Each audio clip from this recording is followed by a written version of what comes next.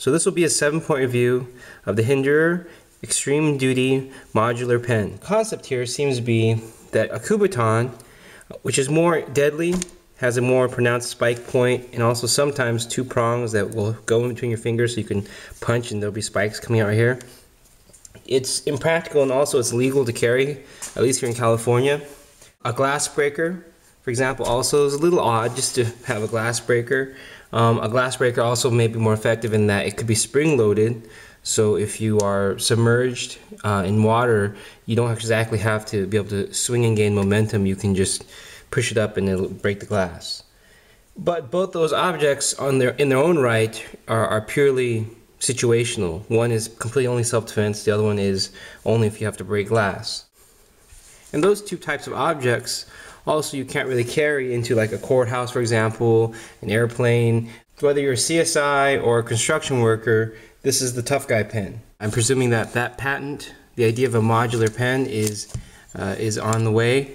But it is very cool because, I mean, you have then the idea of a pen that can be taken apart and serve multiple functions. You can redesign it basically. So it is just a segmented piece, a segmented design with screw construction. So the pen is machine made, CNC'd. It's not exactly then logical to sit here and admire the craftsmanship as more just than the expense that was put into having the CNC machine clean up everything and perhaps also the complexity of the design. This one here was $100. This is the aluminum version. I personally don't recommend the titanium version. It is more expensive, and I think that's a combination of two things. To give you guys some light into this, a sheet of titanium, this is about 5 by 9, is, you can see here it's $57 and 5 millimeters thick. So definitely, if you're going to take a titanium rod of this size, it would probably cost somewhere around, I'm guesstimating $10, $15 in material. Maybe depending, you know, how quality it was, the titanium, in terms of how clean it where it came. But realistically though, to do that and then charge the price, the benefits of titanium over aluminum in this case, both are going to be very rust resistant and both are lightweight. So titanium, you know, it is more taxing on using tools. It does take longer to grind. It does wear out your carbide bits and all those things much faster. It's tough to work with if you're a machinist. They'll tell you that. But to pay for that and to pay a large amount more for that, to me in this application seems unjustified. The tolerances are not perfect. So for example, if I loosen this, there's rattle. Right around the pen, the Fisher Space Pen, there's a little bit side to side. There is a lanyard hole, which is definitely cool because most tactical pens you find won't have one. This coating is extremely durable. Extremely durable. If I use this, for example, to open a door and it has a metal handle, the scrape that it put on it is barely noticeable. I mean, you can just see this is with quite a lot of carry actually, and it's just held up. It almost, as odd as it sounds to say this, it's almost as if the oils recoat it. It's almost if they shift this coloring around and it just fills in any of the scratches or gaps that you've created. The pocket clip is simple. It's very minimalistic. It's very strong. So in terms of performance and utility, perhaps the weakest link here is the Space Pen cartridge by Fisher. First of all, the standard one that comes with, it's very thick. You can even see as I write my notes, it's almost, two reasons why it's almost impossible to kind of get nice clean lettering. First, it's not a gel type of cartridge, so you gotta put some pressure. But second, because of that slight movement I was telling you about, when you write it's not exactly at a pinpoint every single time. Like it shifts around. So it's kind of like you can, if you write big letters, okay, but if you're trying to write or trying to do more than once, or if you were trying to draw, this is kind of wrong for that. Definitely not, doesn't perform well that way. And then also, ergonomically speaking, the pen tip here, this portion is very long, and for I think majority of people, and I'm going to show how I can kind of explain this and show this, that most pen designs, we'll just look. See, here you have where then this portion ends, and then there's some grip starting. If you can look.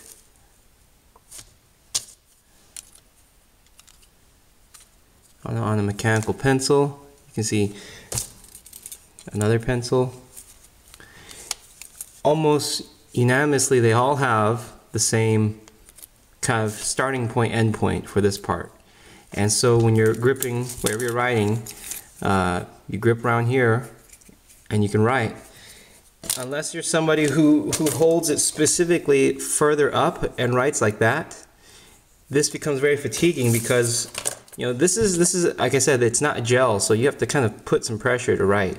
And so, you know, to kind of do that and do it precisely, you kind of move your hand up, and as you write, this becomes very fatiguing because you're holding a slick portion that starts to get thinner, so your hand almost kind of like slides. And it's kind of like you're pinching the screw portion, the threading.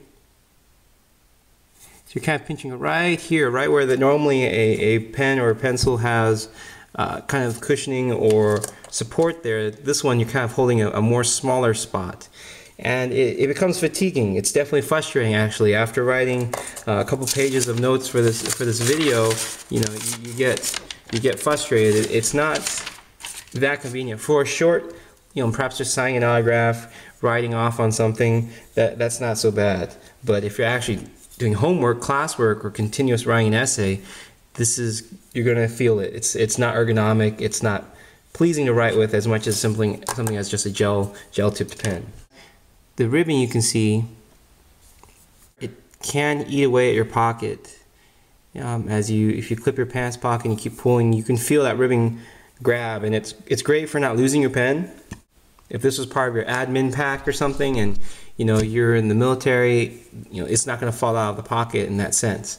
But everyday carry for civilian use, the question here would have to be, what's more important? If your pants cost more than your pen, then you know you're going to eat away those pants every time right there and tear it. The water resistance is good. If purposely I have water go in here and I let sit with the cap attached just to see if rust would form in any of the stainless parts.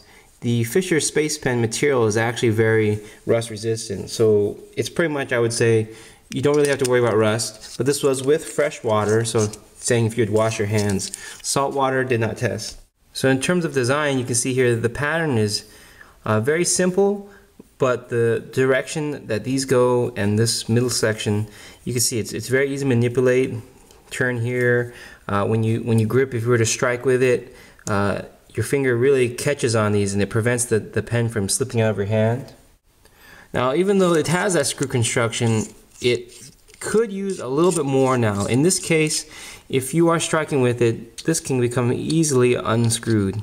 It's come off accidentally in my pocket. You may lose it in a more extreme situation. I would feel personally that if I'm going to fight with something, that the screw construction be completely solid, especially, for example, at least let's say if I bought a modular attachment for this end, I want that to continue screwing till it's on tight, and I know that if I hit something with it, I have no worry about that piece slowly unscrewing or coming off. Now, in terms of design, if the theme here is that it's supposed to be modular and you can buy accessories that make it become a glass breaker or Kubaton, it's strange to me that it doesn't come as a set. Now, he does sell like a complete set, very, very expensive, and if you feel that's warranted to pay that price, in my opinion, I don't think it is. I think that when you buy something, just like a Fenix flashlight, it comes with a case. You know, if you buy one of those cork flashlights, it's come with that little rubber strap for your hand.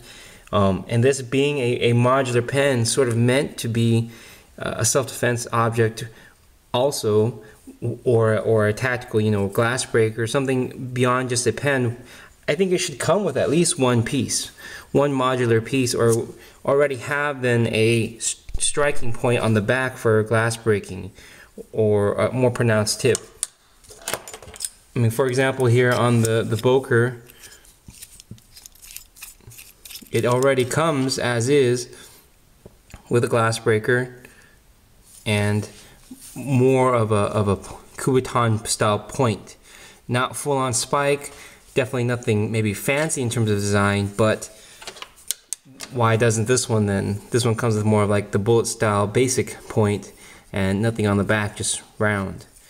I think most Fenix flashlights should have this sort of ribbing right here, so when you just pull out of your pocket, no problem. This kind of should be the universal design for any upper portion up here. If the individual doesn't care that it's going to eat away at the pants.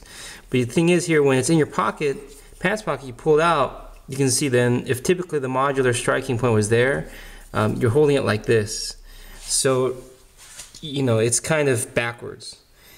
Now, if you buy a modular piece here, definitely then no problem. But the striking point is on the wrong side. So realistically, if it's in your shirt pocket and you pull it out, then you have the right spot here to strike with. You would be more beneficial basically having it be double-sided if it came with at least a modular spike point over here, so that if it doesn't in your pants pocket and you pull it out, either way you can have some space, some length here, and a point to strike with. Now, probably the most important aspect about using this as a self-defense tool now is that you have to look at the continuum of force. It's more applicable in the early stages of the continuum of force, meaning the person has to be compliant to pain. If you apply a certain amount of pressure or pain to them, they will back down. The problem here is that you're using a pen, and in some ways it's kind of like a dirty move. You know, you're just going to exacerbate the situation, I think. If you strike someone with a pen, if they're punching at you and you hit them and they feel a sharper pain, and they see now you're holding a pen, it's kind of like you're going to piss them off. It's not going to debilitate the opponent. Hitting them with a pen isn't going to completely immobilize an arm or stop them. So it's more like you're just causing more pain to them. And it's an exchange back and forth. It's not the best self-defense tool. I think it's more of a last ditch, meaning if you are already past that point now of whether or not they're pain compliant, but you have nothing else and this is all you have, and especially at least if it has in the spike point, then it becomes unfortunately a little bit more lethal, but then you could use it to actually cause some damage and defend yourself. Paying $100 for a CNC made pen is pricey to most people. The money here is supporting Rick Hinderer and his design. Basically, now we're talking his shop and his ability to come up with designs and the products he makes. And I personally obviously felt it was worth it to buy, not only to have this review, but also, you know, I like the idea of a tactical pen, something durable, the one pen for everything. Definitely then, like I was saying throughout this review, I think you've picked up that it isn't exactly the best writing tool, and it doesn't come as the best self-defense tool. So I hope this video was helpful. If you have any questions, feel free to contact me at NeptuneKnives@gmail.com. As always, look for more 7-point reviews or tactical knife discussions, whatever I can do to contribute. Thank you.